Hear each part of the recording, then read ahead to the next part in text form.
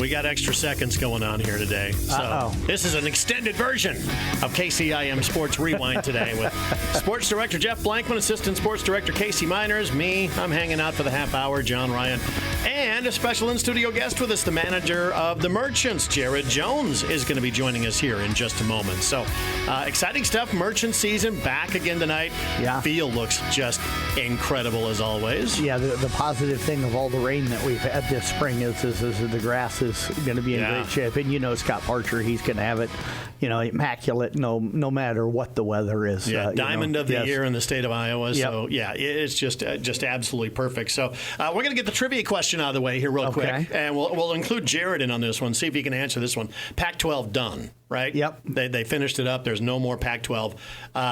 They were number one as far as conferences winning national championships, 561 national championships, over 200 more than the Big Ten. Big Ten's in second place. Right. So less than 360. Who had, in the Pac-12, the most national titles won? Okay. In the Big 12. Can we answer right now? Yeah, we might as well answer right. Well, let's give the guest here their first shot. Go Jared, what's your guess? If I had to guess, I'm saying. Can I do two? Because I'm kind of torn. No. We are very strict with our rules here. UCLA would be my guess. Nope, not UCLA. I'm going to say Oregon because of track. Nope, not Oregon. Okay. Casey? It's the USC. All of you are wrong. So it's not the three that you think of? Stanford. There you go. Stanford wins all like those sailing and things like that. Okay. And, they've been good in a lot of sports, volleyball for a long time. Yep. Women's basketball. Yeah, women's basketball. They have one of the greats that just retired there, I think. So, there you go. They won the most national titles. They dominated in the individual championships, too. So, no more Pac-12. I think they're really good in tennis, too, if I remember correctly. So kind of sad to see. I mean, the Pac-12 was one of those things. There were some really cool schools like USC, UCLA out there. They used to have great rivalries. I don't know how they're going to do in the Big 12. Jared, what's your thought on them, the college realignment? Do you follow that a lot? I do. Kind of like I was, telling you guys earlier. Big Oklahoma State fan, so I like to see how the Big 12 does, every single year. So since we're losing OU and Texas to the SEC, they went out and got Arizona State, Colorado, and then this year, obviously, with the four new teams that we have, it's honestly, it's insane. It's a lot of moving parts. It's a lot of travel that's going to be had. So I'm honestly interested to see how it all shakes out. How do you think Oklahoma is going to do in the SEC in football? In football, I think they will hold their own. I think the playing field is a lot more even nowadays because there's not as many athletes that are sticking around for all 4 years and the portal and all this kind of stuff going on. So it kind of makes it tough for these teams that we've seen be so dominant for so long. It's kind of hard for me to see it how it's going to keep going that way. But at the same time, too, I know that, they're going to be fine just like they always are. Without Saban now, too, I don't know what Alabama's going to look like. LSU's a toss-up every year. It just really kind of varies. So it'll be interesting to see for sure. Yeah, Oklahoma will eventually be Oklahoma. I don't think they'll dominate in the SEC, but they'll be just fine. I got a question for you as a guy that probably played college baseball. Yeah. You mentioned the travel. I can't imagine as a college baseball player you'd be looking forward to the type of travel that these mega leagues are now going to be having for you guys. I don't think that. They thought about that, but I don't think they playing at Rutgers. Yeah, and I will say as a Big Ten guy now, and I'm still a Big 12 guy at heart. I will be honest with you, but Rutgers and USC don't belong in the same conference. They just don't. But the travel part of it, as a baseball guy. Would you have enjoyed the travel that these guys are going to have to go through, playing midweek games and everything in conference? See, and so that's something that I never had to do. Honestly, I think before season starts, before conference Right. really gets going, you play a lot of other teams. You go to different places, and I think that part's really cool. Okay. I remember a couple years ago, I watched Oklahoma State. They were hosting Seton Hall, which is a long way from home. Yep. But again, that's it's a pre-conference deal. It's it's supposed to be fun. You're seeing a team you've never seen before, kind of deal. So I think that if that was before conference, that's a really good deal. I think that's really, really cool. But I'm kind of with you. I don't know how the travel is going to be. I remember sometimes, honestly, too, before conference starts, those road trips, that's kind of what pulls the team together, because in the fall, the D1 schools, they're not playing anybody else. They're just training and doing everything that they're supposed to get ready. So the first time that they are on the road together, unless they do like a team bonding experience or whatever, those bus trips for probably some of these D1s, these plane rides, those are kind of what pulls the team together early on. So I think that could be a really good early on experience for them. However, as the season progresses, we're talking 30, 40 games in, that could be a whole different story now, Then it gets just irritating, and it causes issues and things like that. Rutgers probably going to be flying out to L.A. to play USC, but I can't imagine USC wanting to fly to Rutgers in March and in early April when the weather's not good, playing an early season Big Ten conference game when the weather's not good. I will say this, though. If you look at it during football season, I don't know if it was who told me this. The 4 new teams for the Big Ten in the months of December to January, they do not go. Yeah. They do not go east. They play each other. I heard that on a podcast that the 4 West Coast teams coming into the Big Ten don't have a cold weather game late in the season this first year in the schedule. So that'll be interesting, because I know that's what everybody as a Nebraska fan. I was sitting here going, give me USC and UCLA. Give them to me late November, and then early December, and see how they like playing in the cold. Enough of the college realignment talk. We got to talk to Jared here. Tell us about yourself, Jared. You're from Oklahoma, you said, Cowboy fan growing up, but talk about your baseball history and all that. Yeah, so obviously, just like everybody else out there, as a kid, was into it. My dad was very big. His favorite player was Ozzie Smith, so naturally the Cardinals. And then, obviously, being from Oklahoma, we don't have anything until recent years to cheer for. Right. Our AAA team that's in Oklahoma City, they changed 3 times in my childhood with affiliates. So that was too complicated. So I kind of just followed my dad and was a Cardinal fan. And I had the pleasure of watching the greatest right-handed hitter of all time play, and Albert Pujols there for so many years, and saw so many great years. So that's kind of what made me fall in love with it.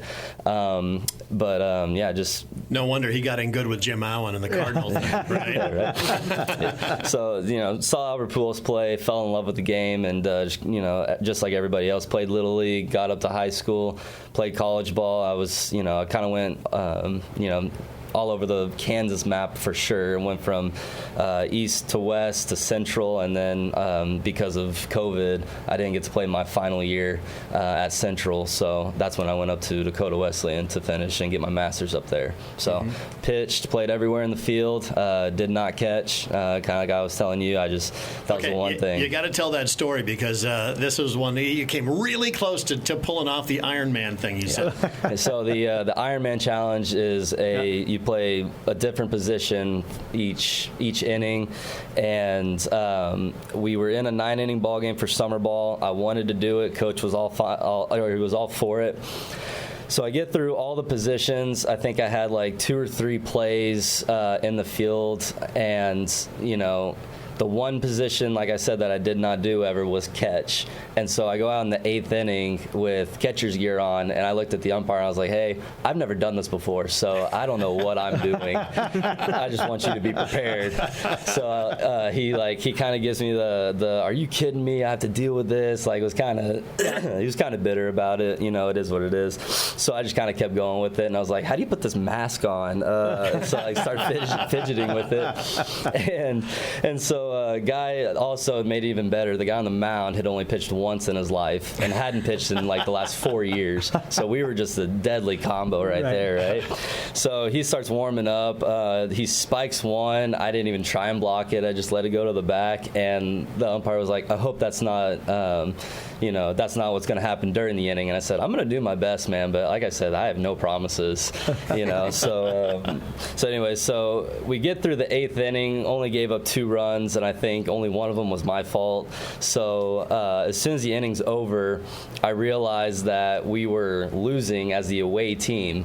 And so I was like, oh, crap, I'm not going to get to pitch in the 9th inning to complete the Ironman Challenge. And sure enough, we go like 1, 2, 3 in the 9th, and I was like, dang, all that work for nothing now? Like, come on, dude. Like, I threw on catcher's gear for that. Like, come on. But it was fun. So you're a manager of the Merchants this year. You're putting together a team on very short notice. But we were talking a little bit off air.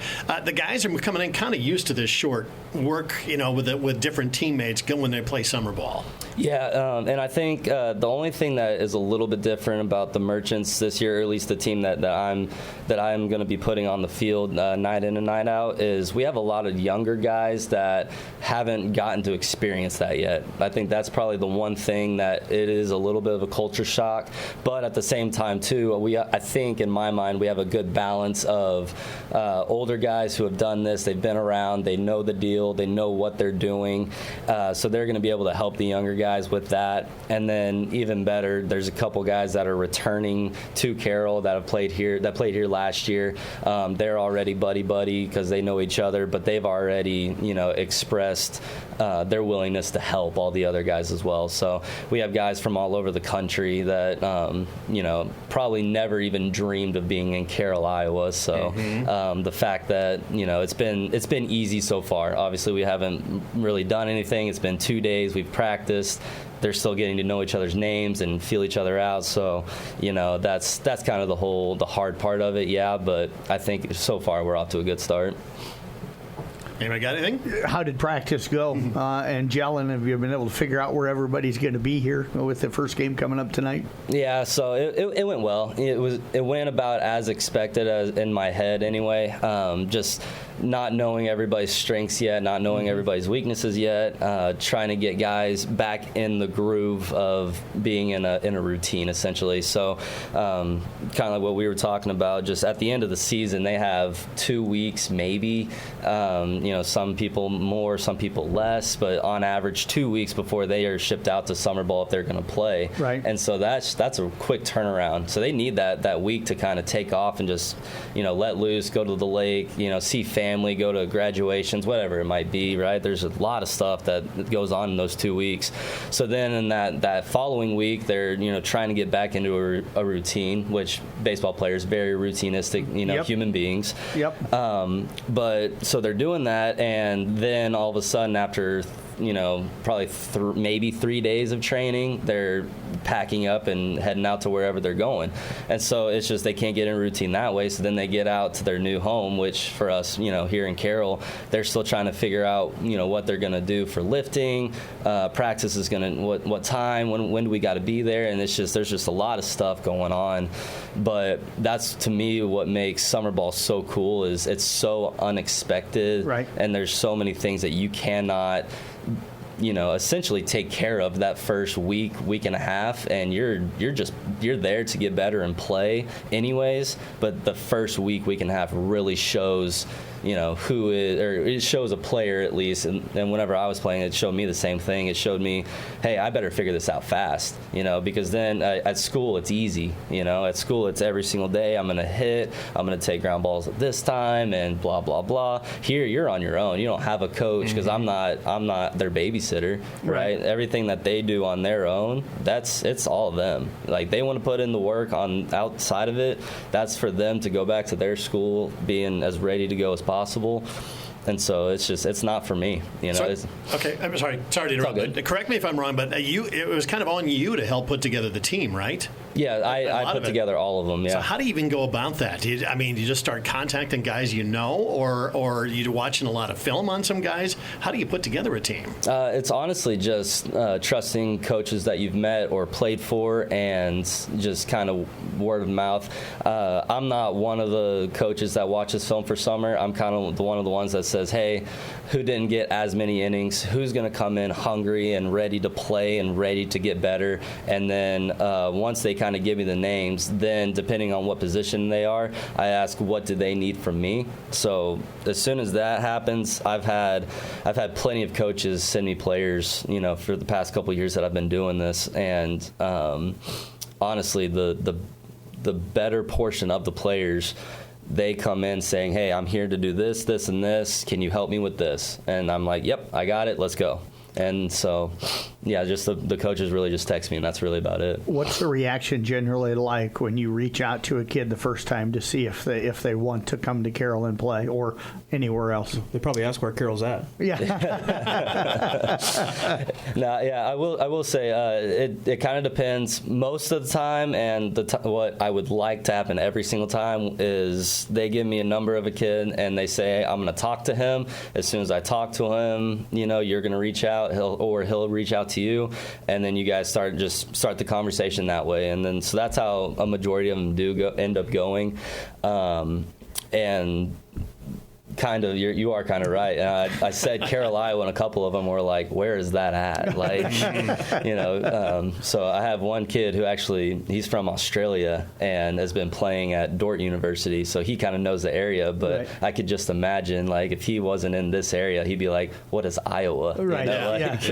Exactly. So talk about the team. Where does the strengths lie with this team? You can never have enough pitching, obviously, because that's always been the struggle for every team, getting that pitching, especially late in the year. But where's the strength of this team, you think? I think, honestly, we're very versatile.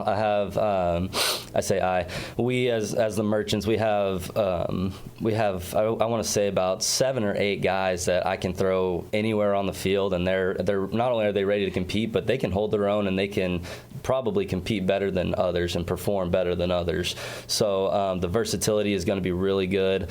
Our pitching is going to be solid. We have a couple guys that are coming back from injuries, which we knew coming in, but there are 2 or 3 of them that are coming back. Once they get back to full strength, I have full faith in them that they're going to be pretty solid pitchers. It's just kind of getting them back, going, just because injuries suck, and summer ball it's hard because you don't want to get hurt again playing summer ball, right. But you still need those reps, So mm-hmm. it's kind of, it's the mentally strong that are able to come in and say, I'm not afraid, like, let's do this, and, just like I said, keep progressing that way. So I would say probably overall just the versatility that we have. We have a lot of guys that can do a lot of different things. Now, you said you played summer ball. What was the benefit you got out of it? Did you feel you got a lot out of it, summer ball? Oh, I learned how to hit, and I saved my career essentially through summer ball.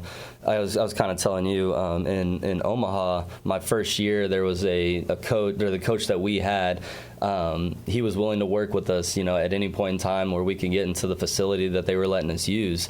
And he told me 3 different things to help me, and all of a sudden I turned into a hitter again. It was really refreshing. Wow. And I went back to school, and I had never hit that good in my life. And so from that point on, it was, I was middle of the lineup kind of bat, and since I kind of, like I told you too, I was 2-weighing, so I had to balance all that. But I was one of those guys that I was very old school minded. Like, I'm not coming out of the game. I'm out there, and we're gonna die by me being on the mound, or we're gonna win by me being on the mound. And it doesn't matter if it takes 99 pitches or if it takes 170 pitches. Like, I'm not coming out. So I learned a lot about, again, just how to hit. Pitching wise, I learned how to really having to stay concentrated and stay focused, because, as you guys know, summer, it gets hot. Yep. And I just, at the time too, as a player, I could not stand drinking water. I hated drinking water. And so I was drinking anything and everything but water, Dr. Pepper, coffee, Body Armor, you name it. I was not drinking it. So I had to learn how in the intense heat, the humidity, whatever it might have been, I had to learn how to stay focused for all 7 to 9 innings, and so I think if summer ball is done correctly, I think it can be the biggest benefactor for a player, and that's what I tell all my guys too. Like the summer after your freshman year and before your sophomore year, to me, is the biggest and most important year for a baseball player. If they go play summer ball, that is where, if they didn't play a whole lot their freshman year, they get caught back up with all those reps. And then if they did play a lot, they come in even more ready for their sophomore year as well. So it is a huge deal for me. The problem for everybody is finding a place to being able to afford it. Sure. That's the biggest problem. Let's talk about Merchants Park. How familiar were you with it? Did they send you pictures when they said, hey, we want you to manage? Here's our park, because it's a source of big pride. And talk about all the other parks you've been at. Where does maybe Merchants Park rank in there? Yeah, so I didn't know anything about Merchant Park. I knew that the Carroll Merchants had been around for a while, but whenever they said the Mink League, I was like, that doesn't sound too familiar. And then they said, yeah, this is going to be our 3rd year. And then I was like, okay, it doesn't make me feel as bad not knowing that. So did not know much about it until actually one of my players texted me and said, have you seen the field? And I said, well, no. I just kind of... And this is scaring you at this point, probably. Yeah. I was like, oh, I mean, it's summer ball, so I'm not expecting a whole lot, but at the same time, I was like, no, I haven't seen the field. What do you got? And they said, go look at the Instagram page. You can see pictures from last year. And I was like, oh, okay. So I didn't even think about going to the Instagram page. So I'm scrolling through, and sure enough, there's a couple pictures, and the park just looks beautiful. And I'm just like, oh my gosh, like. And then I texted Chris right away, and I was like, hey, our ballpark, it's going to look just like last year, right? And he was like, oh, don't you worry. We have the best groundskeeper in America, and this is his baby. You're going to love playing here. And I was like, that's all I need to know. So, and then I saw it for my first time in person 2 days ago, and I was like, yeah, this will do. This is solid. So what's the biggest crowd you've ever played in front of or managed in front of? So COVID year in Omaha, the league we were still playing, and since Major League Baseball, minor league baseball wasn't really that big of a thing, the AAA Warner Park in Omaha, they let us play a 4th of July event there, and our team, we had the primetime game at 6:30, 7 o'clock at night, and so that was packed out at about 1,500, 1,600 fans. So I got to play short and outfield in that game. So what would you say averages though? Oh, average. Average maybe 1 to 200. Do you like cowbells, by the way? As long as it's no not, particular reason, by the way. As long as it's not at a Little League game, I'm fine. Yeah. That's funny. Because, the crowds are going to be huge. I think last year opening game was, about 800? Yeah. Almost 900 people. It's going to be a big crowd tonight, I would assume. Yeah, and average was probably around 550, something like that. Yeah, 650. A lot of guys came in and said, yeah. I've never played in front of a crowd like that before. Mm-hmm. And that's got to make you just absolutely look forward to, but kind of give you the butterflies, doesn't it? Oh, absolutely. But at the same time, too, again, just with my attitude and my playing career, I lived for that. Like, I wanted that, because that means, especially if I was pitching, the attention was all on me. I was kind of I like the center of attention. So as a player, especially kind of like I said too, the young guys coming in, this could be kind of a shock for them, So hopefully they adjust quickly, because it's like there's a lot of eyes on me. But at the same time, if they learn to go about it the right way, and mentally they are strong enough to go about it, just like I said, the right way, they go back to their school, and then it's nothing, So doesn't matter what crowd they have after this point, this will be the best crowd that they ever play for. That's fine. They're ready for it in case a bigger crowd comes on down the line, no matter what it might be. Well, Jared, we appreciate you coming in this morning. We're running out of time here pretty quickly, but look forward to the season, man. Tonight, 6:30, Chillicothe. Should be a fun time, great atmosphere. We will look look forward to having you here all summer long. Awesome. I appreciate it, guys. Thank you very much. And say hi to Tank and for your host family, right? Tank. Oh, absolutely. Shout out to Tank and Johnny. I love you guys. All right. So once again, that is Jared Jones, manager with the Carroll Merchants. We'll be back with more Rewind coming up next. Prepare for hard work and fun of the season. Remember that St. Anthony Rehab Services provides physical therapy for any sports injury that may sideline your member of the team. Sports injuries can plague kids of all ages and keep them from playing the sport they love. Athletes will be under the direct supervision of a certified and licensed healthcare professional in the newly renovated sports performance facility. If an injury is keeping your athlete out of the game, call St. Anthony Rehabilitation Services at 794-5000 for sports injury and treatment rehab. Looking for a local podcast that features local people? Well, you've got it. Available right now at carrollbroadcasting.com. Check out Must Know People. Got 2 new episodes out, one with Jim Jensen from Trophies Plus, and the other one that just dropped this past week about the Stone Pier Concert Series. Both are fun listens, and you can get them both at carrollbroadcasting.com. It's a local podcast where local people are the stars. Must Know People, available now at carrollbroadcasting.com. It is KCIM Sports Rewind. Thanks to Jared Jones, of course, for stopping in, manager of the Merchants. Nice young guy. Yeah. I hope the Merchants have a great season this year, and I hope he's right. A lot of versatility out there on the field, and pitching. Can never have enough of that, though. Yeah, that's going to be the biggest thing for him this year is the pitching. Yep. Yeah, absolutely. Does every single year. So that Merchants game coming up 6:30 tonight against Chillicothe. You guys came up with your Spring Rewind Athletes of the Year. This is kind of new. Yeah, first time we've done it. We're going to kind of roll it through the fall and stuff. And I told you it was new. Yes. It's new today. Yeah, it is. Yeah, first time. I was today years old when I found out about this. So, yeah, we'll do swimming in the fall and in the winter and kind of touch on all the sports that don't have a Rewind All-Star festivities and stuff. So we'll wrap all those into kind of announcing our athletes of the year for each of them from now on. So, all right. So what do you got for us? Well, let's start. We might as well start with soccer. That's the one that's in front of me. And Casey and I went over to the Ogden softball tournament on Saturday, and we chatted pretty much the entire way back about these. Some of them were fairly easy. Soccer was not. There was a lot of debate, a lot of study, and then we had both done. I mean, it came down to really, I think 3 players on each side for the boys and the girls that really, you know, kind of. And we had studied a lot of the kids and stuff going over before we broke it down. But our female soccer player of the year is Kenna Meyer with the ESAC Raiders. Led our area, if I remember right, in goals, and also had the highest I think percentage of shots on goal.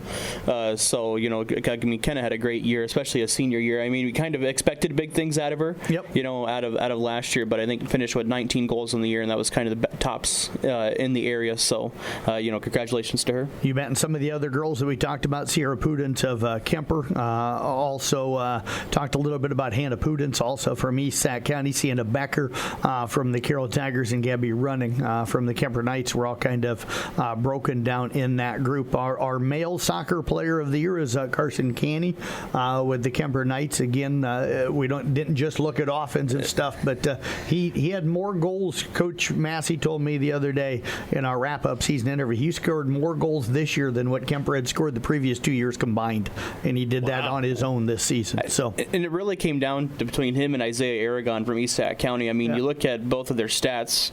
You know, Isaiah had one more goal, had one less goal, but one more assist. Carson Canny had one more goal, but one less assist.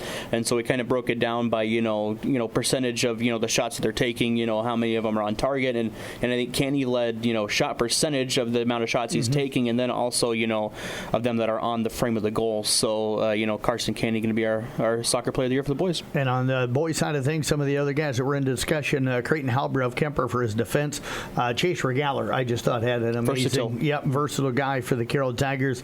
We also talked a little bit about Tommy Fitzsimmons, Tanner Heidoff from Carroll, also Luke Wernemont from East Sac County was also in that mix for our soccer players of the year. We'll move over to tennis, and got to admit we had some other people we talked about a little bit, but it really was fairly easy, to come up with our players of the year. Kaylee Simons from the Kemper girls had a nice run down at state, and then Mason Reichs getting into day 2 at the state tennis tournament on the boys side of things, also from Kemper. Yeah, and nothing to tear away from what Audubon did this season, especially Miss Belknap on the girls' side of things. And Matthews. Both of them had great years for the Wheelers, but we just kind of felt like Kaylee and Mason were at the top tier of what we had this year in tennis. We'll move to golfers of the year. We'll start on the boys' side of things. Maverick Schwabe of Kemper was outstanding this year, and he was our choice.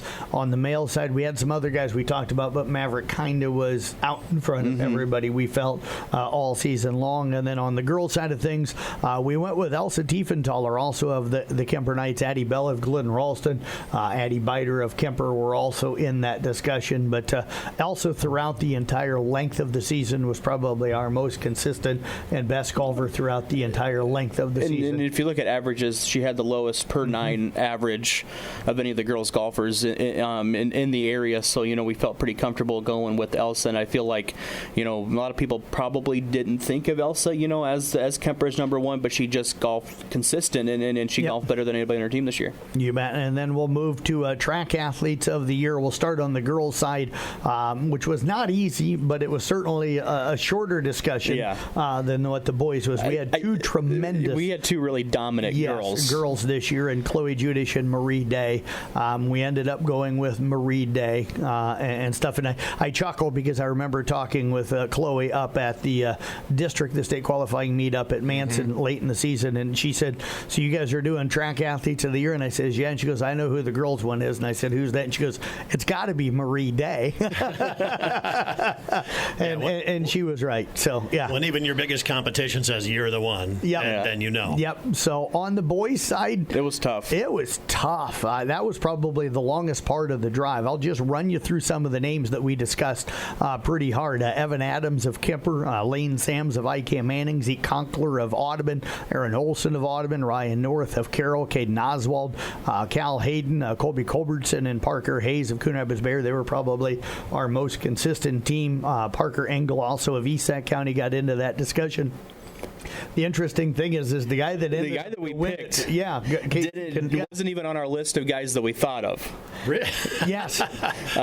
How does this work out then? Well, we were looking at things down. We were just looking at other teams and like who kind of ran the fastest times, and one name kept popping up in relays and individual races. And talking with their coach, he's like, well, yeah, he's our most versatile runner. He runs everything from 100s to 800s. We don't have anybody else in the area that can do that. Right. That can run sprints and then run mid distance. Part of it, he's a four event qualifier down at state. Broke a school record in the 4x2. So congratulations to Abe Polzine. I mean, he ran a tremendous year. And I even kind of thought about it a little bit, and I was like, well, Kyle Vanderhorst, the head coach at IK Manning, when I was talking to him, was like, yeah, Abe's our most versatile runner. Might have been our best runner this year. I mean, he runs everything from 100s to 800s, and I don't know anybody in the area that's got a guy that can do that. That's called a point getter for you. Right there. Yeah. So it's the one thing that's hard with track is you have kids like Abe that really doesn't do individual events very often, is mainly a relay kid, but then you got to look at those and try to compare those to the kids